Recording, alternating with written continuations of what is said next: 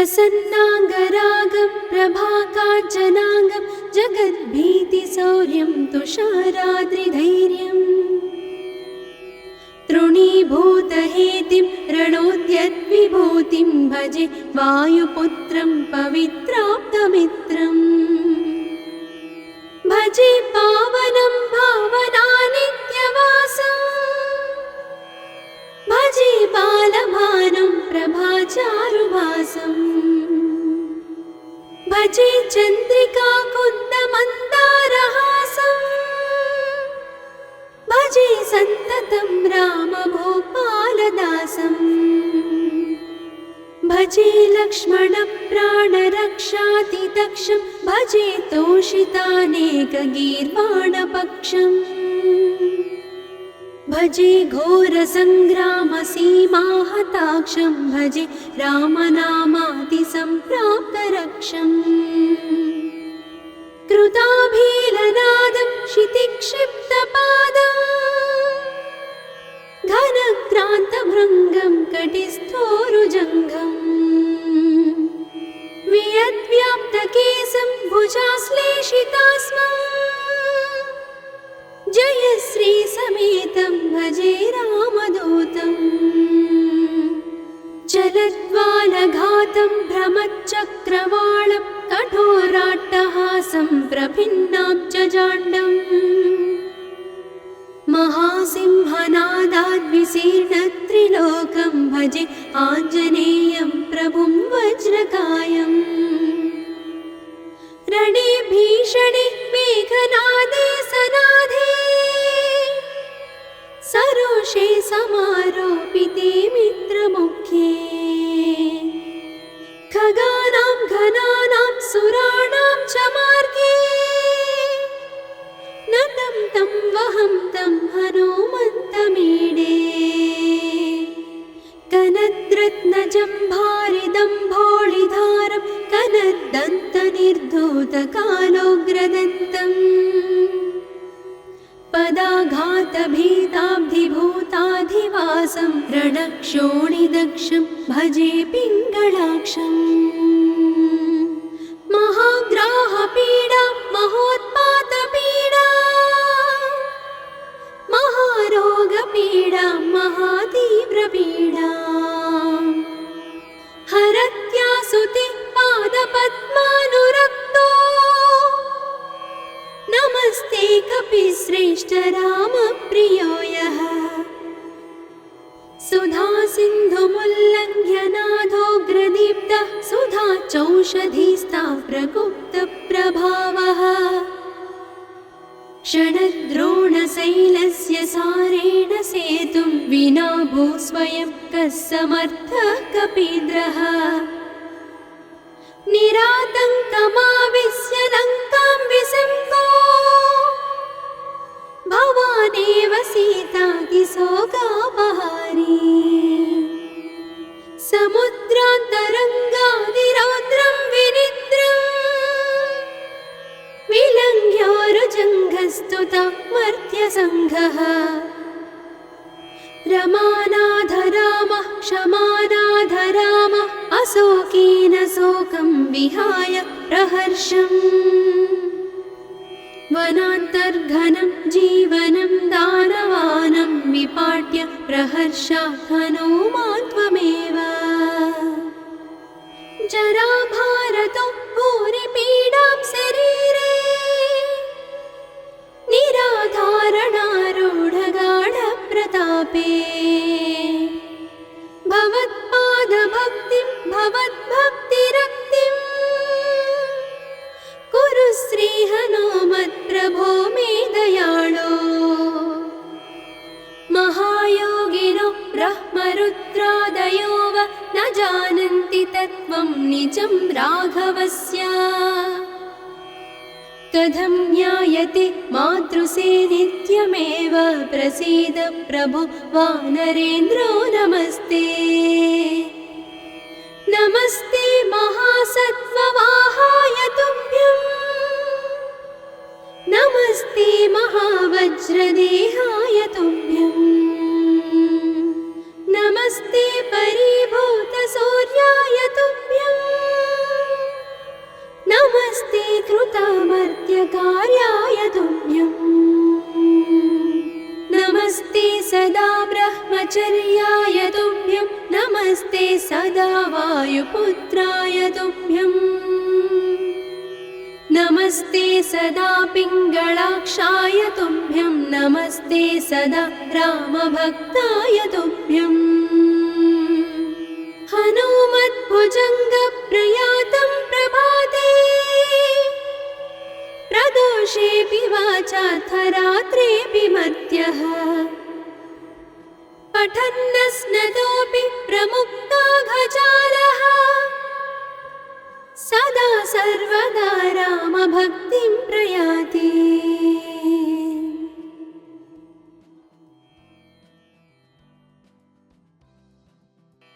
प्रसन्नाङ्गरागं प्रभाकाञ्चनाङ्गं जगद्भीतिशौर्यं तुषाराद्रिधैर्यम् तृणीभूतहेतिं रणोद्यद्विभूतिं भजे वायुपुत्रं पवित्राप्तमित्रम् भजे पावनं भावनानित्यवासम् भजे बालभानं प्रभाचारुभासम् भजे चन्द्रिकाकुन्दमन्दारहासम् भजे सन्ततं रामभूपालदासम् भजे लक्ष्मणप्राणरक्षातिदक्षं भजे तोषितानेकगीर्वाणपक्षम् भजे घोरसङ्ग्रामसीमाहताक्षं भजे रामनामातिसम्प्राप्तरक्षम् कृताभीलनादं क्षितिक्षिप्तपादम् घनक्रान्तभृङ्गं कटिस्थोरुजङ्घम् वियद्व्याप्तकेशं भुजाश्लेषितास्मम् जयश्रीसमेतं भजे रामदूतम् चलद्वालघातं भ्रमच्चक्रवालं कठोराट्टहासं प्रभिन्नाब्जजाण्डम् महासिंहनादाद्विशीर्णत्रिलोकं भजे आञ्जनेयं प्रभुं वज्रकायम् रणे भीषणे मेघनादे सनादे सरोषे समारोपिते मित्रमुख्ये खगानां घनानां सुराणां च मार्गे नतं तं वहं तं हनुमन्तमीडे कनद्रत्नजम्भारिदम्भोळिधारं कनद्दन्तनिर्धूतकालोग्रदन्तम् पदाघातभीताब्धिभूताधिवासं रणक्षोणिदक्षं भजे पिङ्गळाक्षम् महाग्राहपीडा महोत्पातपीडा महारोगपीडा महातीव्रपीडा हरत्यासुते पादपद्मानुरक्तो नमस्ते कपिश्रेष्ठ रामप्रियो यः सुधा सिन्धुमुल्लङ्घ्य नाथोग्रदीप्तः सुधा चौषधीस्ता प्रगुप्तप्रभावः षडद्रोणशैलस्य सारेण सेतुं विना भूस्वयं कः समर्थः कपीन्द्रः निरातङ्कमाविश्य लङ्कां विसङ्को भवानेव सीतातिशोकापहारी समुद्रान्तरङ्गादिरौद्रं विनिद्रम् विलङ्घ्योरुजङ्घस्तुता मर्त्यसङ्घः रमानाधरामः क्षमानाधरामः अशोकेन शोकं विहाय प्रहर्षम् वनान्तर्घनं जीवनं दानवानं विपाट्य प्रहर्षात् हनुमान् त्वमेव जराभारतो भूरिपीडां शरीरे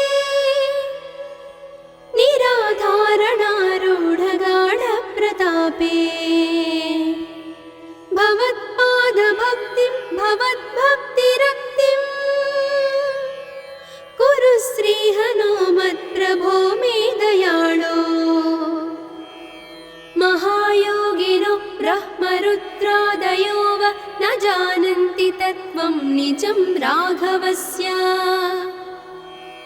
कथं ज्ञायते मातृसे नित्यमेव प्रसीद प्रभो वानरेन्द्रो नमस्ते नमस्ते महासत्त्ववाहाय तुभ्यं नमस्ते महावज्रदेहाय तुभ्यं नमस्ते परिभूतसूर्याय तुभ्यं नमस्ते कृतामर्त्यकार्याय तुभ्यं नमस्ते सदा ब्रह्मचर्याय तुभ्यं नमस्ते सदा वायुपुत्राय तुभ्यं नमस्ते सदा पिङ्गळाक्षाय तुभ्यं नमस्ते सदा रामभक्ताय तुभ्यं हनुमद्भुजङ्गप्रयातं प्रभाते प्रदोषेऽपि वाचार्थरात्रेऽपि मर्त्यः पठन्नस्नतोऽपि प्रमुक्ताघजालः सदा सर्वदा रामभक्तिं प्रयाति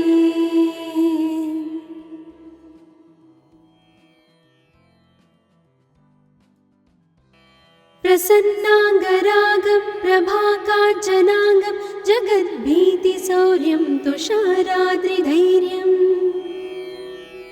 तृणीभूतहेतिं रणोद्यद्विभूतिं भजे वायुपुत्रं पवित्राप्तमित्रम्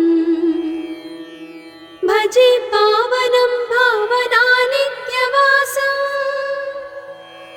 भजे बालभानुं प्रभाचारुभासम् भजे चन्द्रिकाकुन्दमन्दारहासम् भजे सन्ततं रामभूपालदासम् भजे लक्ष्मणप्राणरक्षातिदक्षं भजे तोषितानेकगीर्वाणपक्षम्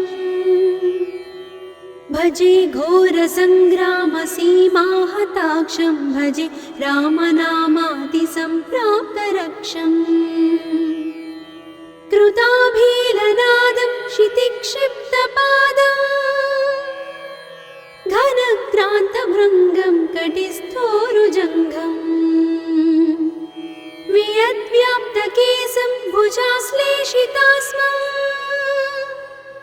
जयश्रीसमेतं भजे रामदूतम् चलद्वालघातं भ्रमच्चक्रवालं कठोराट्टहासं प्रभिन्नाब्जजाण्डम् महासिंहनादाद्विशीर्णत्रिलोकं भजे आञ्जनेयं प्रभुं वज्रकायम् रणे भीषणे मेघनादे सनादे सरोषे समारोपिते मित्रमुख्ये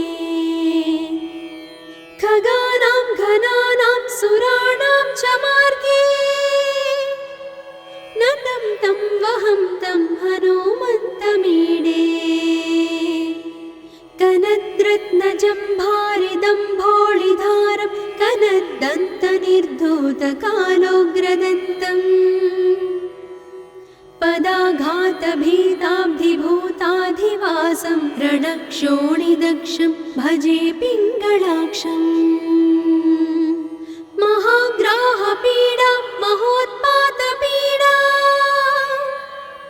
महारोगपीडा महातीव्रपीडा हरत्यासुते पादपद्मानुरक्तो नमस्ते कपिश्रेष्ठ रामप्रियो यः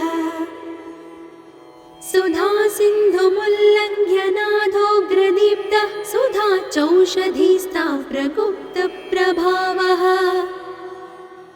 षडद्रोणशैलस्य सारेण सेतुं विना भूस्वयं कः समर्थः कपीन्द्रः निरातङ्कमाविश्य लङ्कां विसङ्को भवानेव सीतातिशोकापहारी समुद्रान्तरङ्गादिरौद्रं विनित्य श्रीरङ्ग्योरुजङ्घस्तुता मर्त्यसङ्घः रमानाथ रामः क्षमानाथ रामः अशोकेन शोकं विहाय प्रहर्षम् वनान्तर्घनं जीवनं दानवानं विपाट्य प्रहर्षात् हनूमान् त्वमेव जराभारतो भूरिपीडां शरीरे निराधारणारूढगाढप्रतापे भवत्पादभक्तिं भवद्भक्तिरक्तिं कुरु श्रीहनुमत्प्रभो मे दयाळो महायोगिनो ब्रह्मरुद्रादयो वा न जानन्ति तत्त्वं निजं राघवस्य कथं ज्ञायते मातृसे नित्यमेव प्रसीद प्रभो वानरेन्द्रो नमस्ते नमस्ते महासत्त्ववाहाय तुभ्यं नमस्ते महावज्रदेहाय तुभ्यं नमस्ते परिभूतसूर्याय तुभ्यं नमस्ते कृतामर्त्यकार्याय तुभ्यं नमस्ते सदा ब्रह्मचर्याय तुभ्यं नमस्ते सदा वायुपुत्राय तुभ्यं नमस्ते सदा पिङ्गळाक्षाय तुभ्यं नमस्ते सदा रामभक्ताय तुभ्यं हनुमद्भुजङ्गप्रयातं प्रभाते प्रदोषेऽपि वाचाथ रात्रेऽपि मर्त्यः पठन्नस्नतोऽपि प्रमुक्ताघजालः सदा सर्वदा रामभक्तिं प्रयाति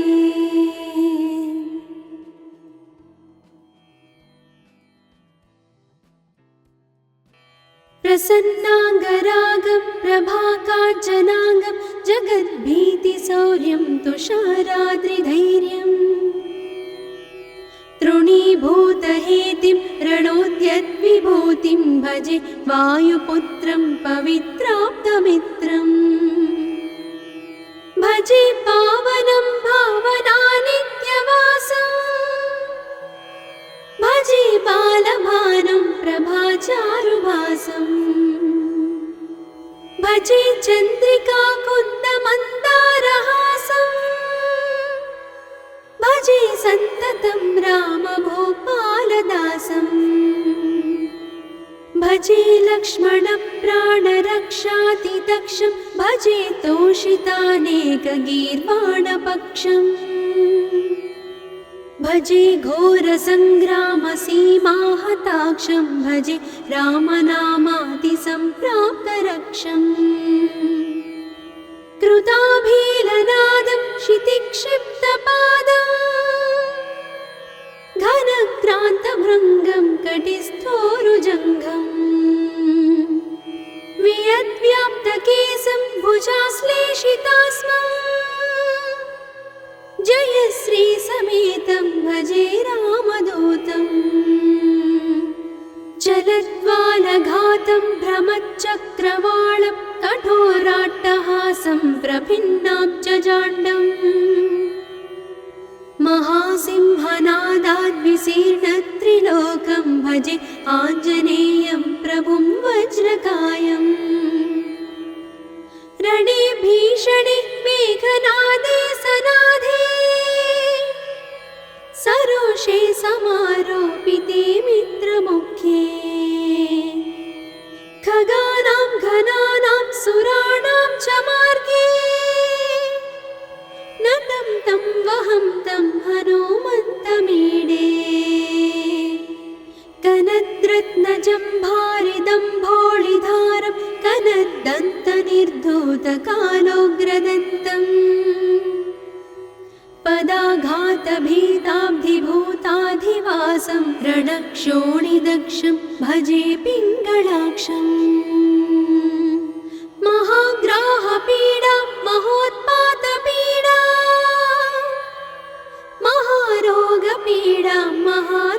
प्रपीडाम्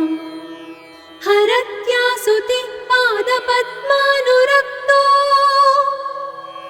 नमस्ते कपिश्रेष्ठ रामप्रियो यः सुधा सिन्धुमुल्लङ्घ्य नाथोग्रदीप्तः सुधा चौषधीस्ता प्रगुप्तप्रभावः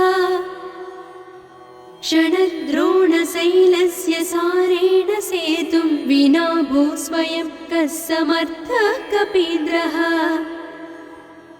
निरातङ्कमाविश्य लङ्कां विसङ्को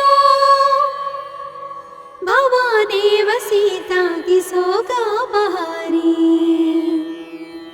समुद्रान्तरङ्गादिरौद्रं विनिद्रम् विलङ्घ्योरुजङ्घस्तुता मर्त्यसङ्घः रमानाथ रामः क्षमानाथ रामः अशोकेन शोकं विहाय प्रहर्षम् वनान्तर्घनं जीवनं दानवानं विपाट्य प्रहर्षात् हनूमान् त्वमेव जराभारतो भूरिपीडां शरीरे निराधारणारूढगाढप्रतापे भवत्पादभक्तिं भवद्भक्तिरक्तिं कुरु श्रीहनुमत्प्रभो मे दयाळो महायोगिनो ब्रह्मरुद्रादयो वा न जानन्ति तत्त्वं निजं राघवस्य कथं ज्ञायते मातृसे नित्यमेव प्रसीद प्रभो वानरेन्द्रो नमस्ते नमस्ते महासत्त्ववाहाय तुभ्यं नमस्ते महावज्रदेहाय तुभ्यं नमस्ते परिभूतसूर्याय तुभ्यं नमस्ते कृतामर्त्यकार्याय तुभ्यं नमस्ते सदा ब्रह्मचर्याय तुभ्यं नमस्ते सदा वायुपुत्राय तुभ्यं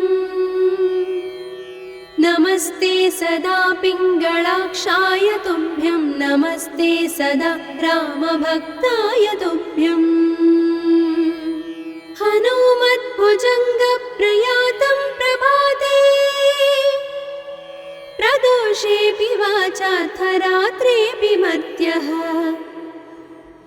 पठन्नस्नतोऽपि प्रमुक्ताघजालः सदा सर्वदा रामभक्तिं प्रयाति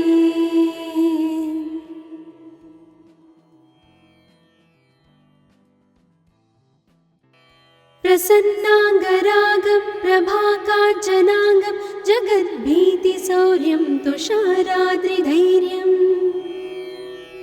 तृणीभूतहेतिं रणोद्यद्विभूतिं भजे वायुपुत्रं पवित्राप्तमित्रम् भजे पावनं भावनानित्यवासम् भजे बालभानुं प्रभाचारुभासम् भजे चन्द्रिकाकुन्दमन्दारहासम् भजे सन्ततं रामभूपालदासम्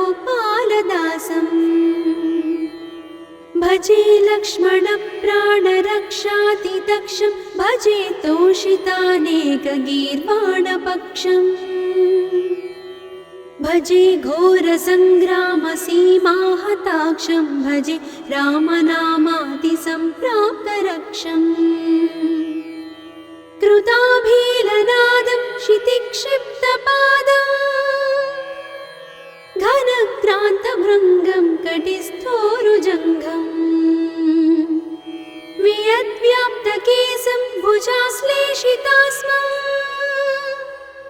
जयश्रीसमेतं भजे रामदूतम् चलद्वालघातं भ्रमच्चक्रवालं कठोराट्टहासं प्रभिन्नाब्जजाण्डम् महासिंहनादाद्विशीर्णत्रिलोकं भजे आञ्जनेयं प्रभुं वज्रकायम् रणे भीषणे मेघनादे सनादे सरोषे समारोपिते मित्रमुख्ये खगानां घनानां सुराणां च मार्गे नतं तं वहं तं हनुमन्तमीडे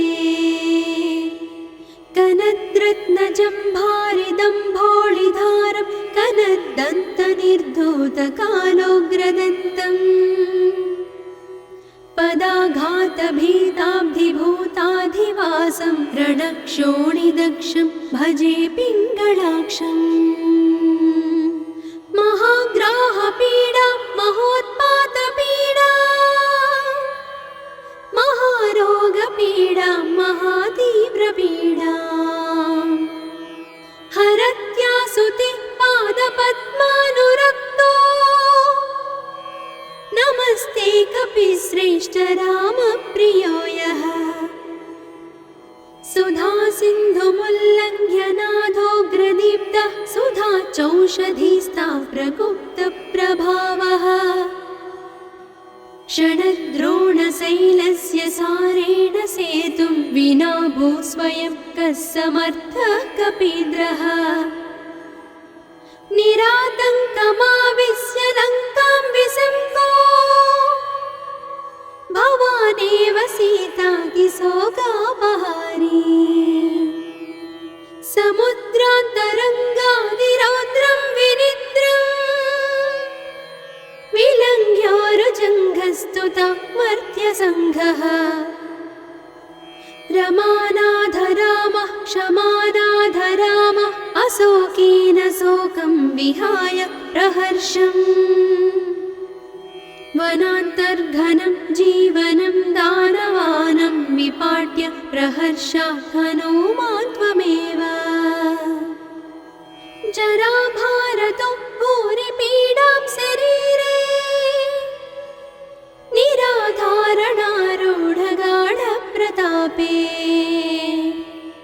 भवत्पादभक्तिं भवद्भक्तिरक्तिं कुरु श्रीहनुमत्प्रभो मे दयाळो महायोगिनो ब्रह्मरुद्रादयो वा न जानन्ति तत्त्वं निजं राघवस्य कथं ज्ञायते मातृसे नित्यमेव प्रसीद प्रभो वानरेन्द्रो नमस्ते नमस्ते महासत्त्ववाहाय तुभ्यं नमस्ते महावज्रदेहाय तुभ्यं नमस्ते परिभूतसूर्याय तुभ्यं नमस्ते कृतामर्त्यकार्याय तुभ्यं नमस्ते सदा ब्रह्मचर्याय तुभ्यं नमस्ते सदा वायुपुत्राय तुभ्यं नमस्ते सदा पिङ्गळाक्षाय तुभ्यं नमस्ते सदा रामभक्ताय तुभ्यं हनुमद्भुजङ्गप्रयातं प्रभाते प्रदोषेऽपि वाचार्थरात्रेऽपि मर्त्यः पठन्नस्नतोऽपि प्रमुक्ताघजालः सदा सर्वदा रामभक्तिं प्रयाति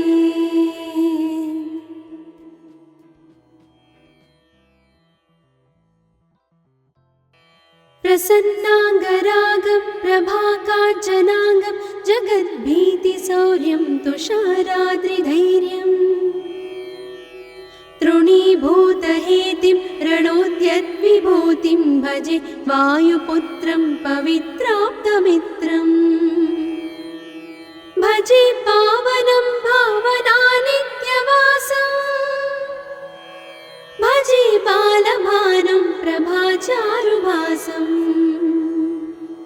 भजे चन्द्रिकाकुन्दमन्दारहासम् भजे सन्ततं सततं रामभूपालदासम् भजे लक्ष्मणप्राणरक्षातिदक्षं भजे तोषितानेकगीर्वाणपक्षम् भजे घोरसङ्ग्रामसीमाहताक्षं भजे रामनामातिसम्प्राप्तरक्षम् कृताभीलनादं क्षितिक्षिप्तपादम् घनक्रान्तभृङ्गं कटिस्थोरुजङ्घम् वियद्व्याप्तकेशं भुजाश्लेषितास्मम् जयश्रीसमेतं भजे रामदूतम् चलद्वालघातं भ्रमच्चक्रवालं कठोराट्टहासं प्रभिन्नाब्जजाण्डम् महासिंहनादाद्विशीर्णत्रिलोकं भजे आञ्जनेयं प्रभुं वज्रकायम् रणे भीषणे मेघनादे सनादे सरोषे समारोपिते मित्रमुख्ये खगानां घनानां सुराणां च मार्गे नतं तं वहं तं हनुमन्तमीडे कनद्रत्नजम्भारिदम्भोळिधारं कनद्दन्तनिर्धूतकालोग्रदन्तम् पदाघातभीताब्धिभूताधिवासं रणक्षोणिदक्षं भजे पिङ्गळाक्षम् महाग्राहपीडा महोत्पातपीडा महारोगपीडा महातीव्रपीडा हरत्यासुते पादपद्मानुरक्तो नमस्ते कपिश्रेष्ठ रामप्रियो यः सुधासिन्धुमुल्लङ्घ्य नाथोग्रदीप्तः सुधा चौषधीस्ता प्रगुप्तप्रभावः षडद्रोणशैलस्य सारेण सेतुं विना भूस्वयं कः समर्थः कपीन्द्रः निरातङ्कमाविश्य लङ्कां विसङ्को भवानेव सीतातिशोकापहारी समुद्रान्तरङ्गादिरौद्रं विनिद्रम् विलङ्घ्योरुजङ्घस्तुता मर्त्यसङ्घः रमानाधरामः क्षमानाधरामः अशोकेन शोकं विहाय प्रहर्षम् वनान्तर्घनं जीवनं दानवानं विपाट्य प्रहर्षात् हनूमान् त्वमेव जराभारतो भूरिपीडां शरीरे निराधारणारूढगाढप्रतापे भवत्पादभक्तिं भवद्भक्तिरक्तिं कुरु श्रीहनुमत्प्रभो मे दयाळो महायोगिनो ब्रह्मरुद्रादयो वा न जानन्ति तत्त्वं निजं राघवस्य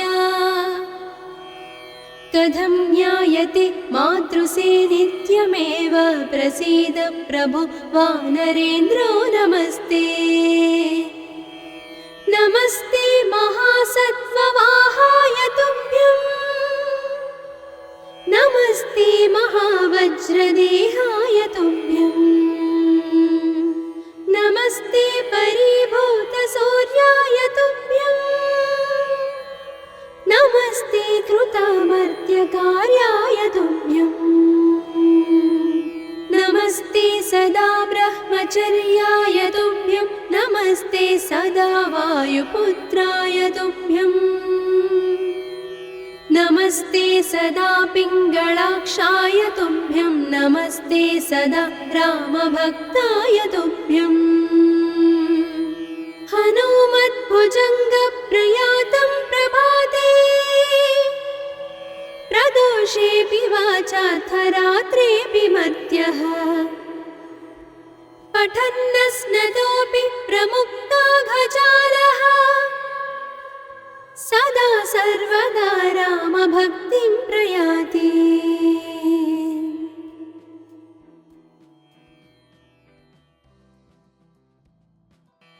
प्रसन्नाङ्गरागं प्रभाकाञ्चनाङ्गं जगद्भीतिशौर्यं तुषाराद्रिधैर्यम् तृणीभूतहेतिं रणोद्यद्विभूतिं भजे वायुपुत्रं पवित्राप्तमित्रम् भजे पावनं भावनानित्यवासम् भजे बालभानुं प्रभाचारुभासम् भजे चन्द्रिकाकुन्दमन्दारहासम् भजे सन्ततं रामभूपालदासम् भजे लक्ष्मणप्राणरक्षातिदक्षं भजे तोषितानेकगीर्वाणपक्षम् भजे घोरसङ्ग्रामसीमाहताक्षं भजे रामनामातिसम्प्राप्तरक्षम् कृताभीलनादं क्षितिक्षिप्तपादम् घनक्रान्तभृङ्गं कटिस्थोरुजङ्घम् वियद्व्याप्तकेशं भुजाश्लेषितास्मम् जयश्रीसमेतं भजे रामदूतम् चलद्वालघातं भ्रमच्चक्रवालं कठोराट्टहासं प्रभिन्नाब्जजाण्डम् महासिंहनादाद्विशीर्णत्रिलोकं भजे आञ्जनेयं प्रभुं वज्रकायम् रणे भीषणे मेघनादे सनादे सरोषे समारोपिते मित्रमुख्ये खगानां घनानां सुराणां च मार्गे नतं तं वहं तं हनुमन्तमीडे कनद्रत्नजम्भारिदम्भोळिधारं कनद्दन्तनिर्धूतकालोग्रदन्तम् पदाघातभीताब्धिभूताधिवासं रणक्षोणिदक्षं भजे पिङ्गळाक्षम् महाग्राहपीडा महोत्पातपीडा महारोगपीडा महातीव्रपीडा हरत्यासुते पादपद्मानुरक्तो नमस्ते कपिश्रेष्ठ रामप्रियो यः सुधासिन्धुमुल्लङ्घ्य नाथोग्रदीप्तः सुधा चौषधीस्ता प्रगुप्तप्रभावः षडद्रोणशैलस्य सारेण सेतुं विना भूस्वयं कः समर्थः कपीन्द्रः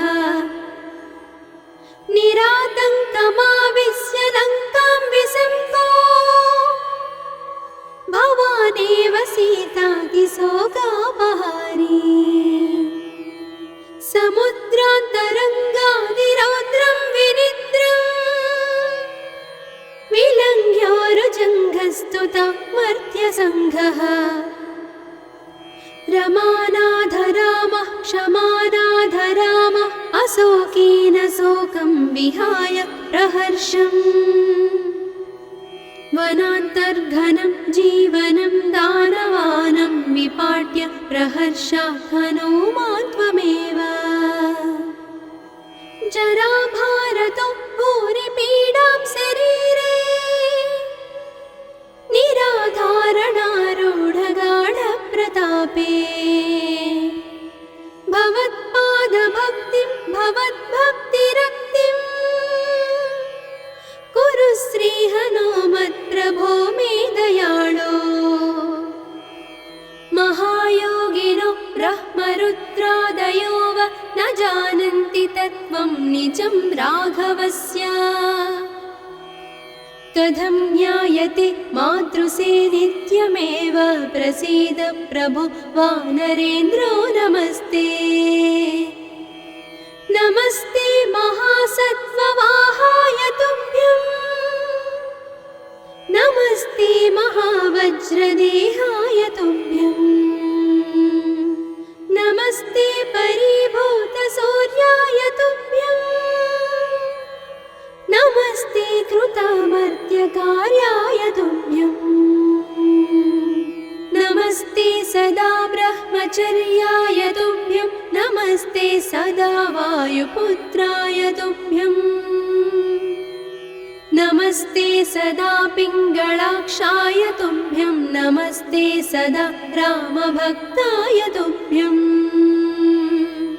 हनुमद्भुजङ्गप्रयातं प्रभाते प्रदोषेऽपि वाचार्थरात्रेऽपि मर्त्यः पठन्नस्नतोऽपि प्रमुक्ताघजालः सदा सर्वदा रामभक्तिं प्रयाति।